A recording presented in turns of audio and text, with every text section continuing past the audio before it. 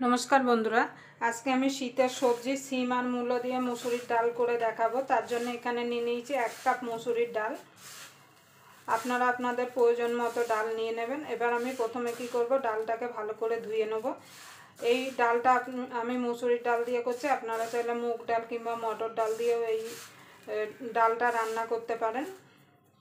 এবার ডালটা আমি পরিষ্কার করে ধুয়ে নেব, কেন ডালের মধ্যে কিন্তু অনেক ময়লা থাকে, ডালে কিন্তু পাউডার লাগানো থাকে, তার জন্য ডালটা পরিষ্কার করে ধুয়ে নিতে হবে। দেখুন বন্ধুরা, ডালটা আমি ধুয়ে নিয়ে চলে এসেছি। আপনারা হয়তো আমার থেকে ভালো ডাল রান্না করতে পারেন, কিন্তু আমি কিভাবে সিম মূলো দিয়ে মুসুরি ডালটা রান্না করি সেটাই আজকে আপনাদের করে দেখাবো। তার জন্য আপনারা প্রথম থেকে শেষ পর্যন্ত ভিডিওটা দেখবেন, আশা করি আপনাদের ভালো লাগবে। যদি সিম মূলো দিয়ে মুসুরি ডালের রেসিপি আপনাদের ভালো লাগে তাহলে অবশ্যই একটা লাইক করে দেবেন, আর আমার চ্যানেলে নতুন বন্ধু হয়ে থাকলে অবশ্যই চ্যানেলটা সাবস্ক্রাইবার করে আমার পাশেই থাকবেন, আর পাশের বেল আইকনটি অবশ্যই বাজিয়ে দেবেন আমি যখন কোনো নিত্য নতুন রেসিপি আপলোড করব সবার আগে পাওয়ার জন্য। তাই চলুন, ডালটা সিদ্ধ করার জন্য আমি এখানে কড়াইতে জল বসিয়ে দেবো। আমি কড়াইতে ডালটা সিদ্ধ করছি, আপনারা চাইলে প্রেসার কুকারেও ডালটা সিদ্ধ করে নিতে পারেন। এবার জলটা গরম হওয়া পর্যন্ত অপেক্ষা করব। প্রেসার কুকারে যদি আপনারা করেন জোর একটা সিটি দেবেন কিংবা দুটো সিটি দেবেন, ডাল কিন্তু বেশি সিদ্ধ হয়ে গেলে খেতে কিন্তু ভালো লাগে না। দেখুন বন্ধুরা, জলটা গরম হয়ে গেছে, এবার ডালটা দিয়ে দেবো।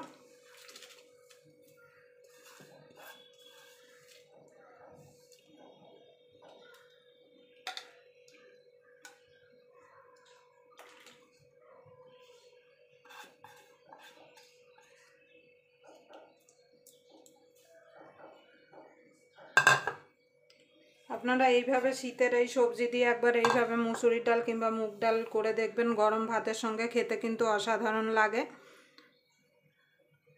দেখুন বন্ধু, এই যে ফেনাটা উঠেছে, এই ফেনাটা তুলে দেবো। এই ফেনার মধ্যে কিন্তু অনেক সময় ময়লা থাকে।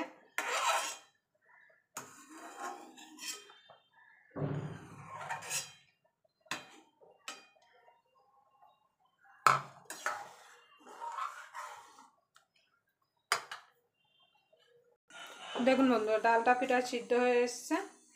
এবার যে সিম আর মূলোটা কেটে রেখেছি সেটা দিয়ে দেবো।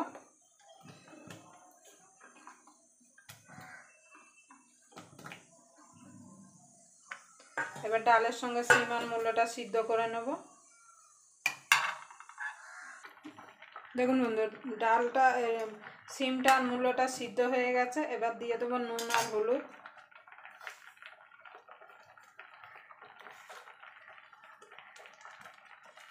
হলুদ গুঁড়ো দিয়ে দেবো।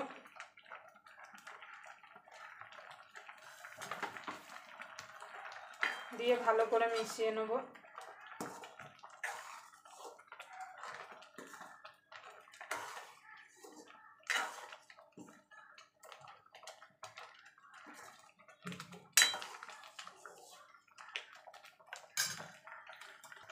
দেখুন বন্ধুরা, ডালটা আমি ফুটিয়ে নিয়েছি, এবার নামিয়ে দেবো।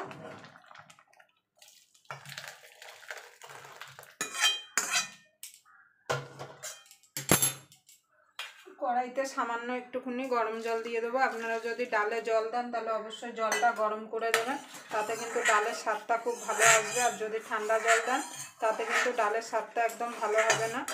এই জলটা দিয়ে দেবো, দিয়ে এবার কড়াইটা পরিষ্কার করে নিয়ে আসবো। দেখুন বন্ধু, আমি কড়াইটা পরিষ্কার করে নিয়ে এসে গ্যাসে বসিয়ে দিয়েছি, কড়াইটা গরম হয়ে গেছে। এবার দিয়ে দেবো তেল।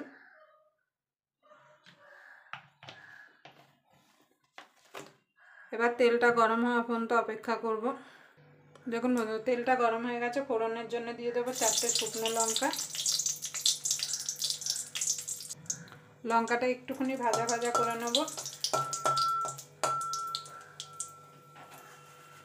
এবার দিয়ে দেবো 5 ফোড়ন।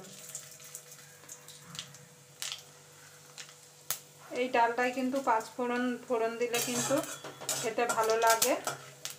আপনাদের পছন্দ মতো আপনারা ফোড়ন দিতে পারেন, কিন্তু 5 ফোড়ন দিলে খেতে সবথেকে ভালো লাগে। একবার এইভাবে 5 ফোড়ন দিয়ে আপনারা ডাল বানিয়ে খেয়ে দেখবেন। আমার এখানে ফোড়নটা হয়ে গেছে। এবার এই ডালটা দিয়ে দেবো।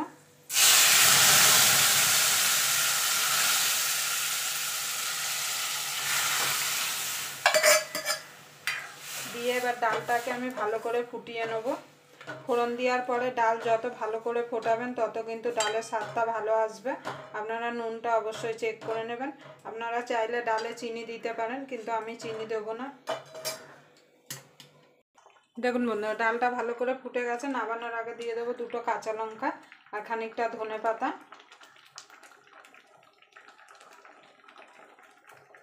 এই ডালে ধনেপাতা পড়লে খেতে কিন্তু আরও স্বাদটা দ্বিগুণ বাড়িয়ে দেবে। আপনারা অবশ্যই যখন ডাল করবেন ধনেপাতা দেবেন। এবার ধনেপাতা দিয়ে বেশি ফোটাবো না, আমি এবার ডালটাকে নামিয়ে দেবো। আপনারা অবশ্যই একবার এইভাবে বাড়িতে মূলো সিম দিয়ে ডাল বানিয়ে খেয়ে দেখবেন। গরম গরম ভাতের সঙ্গে খেতে কিন্তু অসাধারণ লাগে। আবার আপনাদের সঙ্গে কোনো নতুন রেসিপি নিয়ে দেখা হবে। ততক্ষণ পর্যন্ত আপনারা ভালো থাকবেন, সুস্থ থাকবেন।